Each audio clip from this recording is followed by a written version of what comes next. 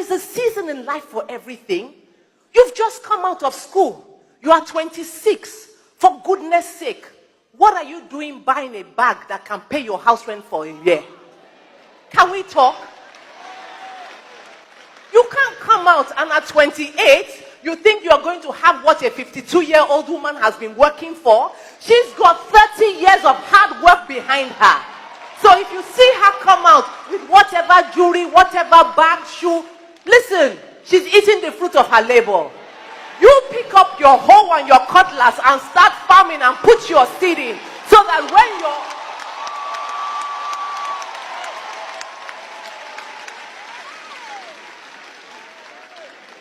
I was saying, sometimes you have to leave certain things.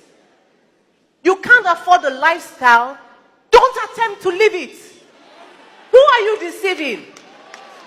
When the bills come, who is not sleeping at night? The money you are owing to look a certain way, to live in a part of town you cannot afford, to drive a car that you cannot afford. Some people don't even notice your weave on or your necklace or your jewelry or your dress. They just see you in church on Sundays. They see you in your office during the week. They don't know where you live. What do we care if you say, I come from Ikeja, I come from BGC? You have a roof over your head. Whether the roof is a self-contained and that's what you can afford, or whether the roof is a 10-bedroom mansion and that's what you can afford, God has blessed you with a roof over your head. Be grateful for that and stop trying to compare yourself to other people. There's a time and season for everything. What does it matter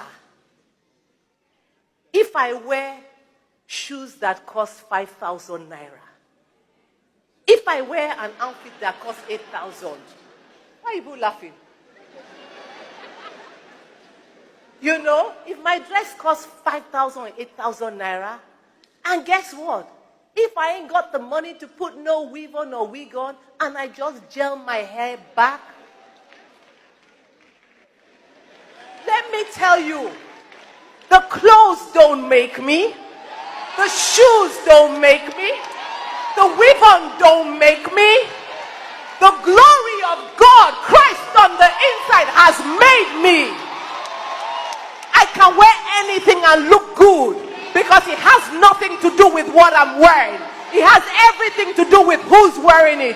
And because Christ is wearing me and I'm wearing Christ, that's why it looks the way it looks.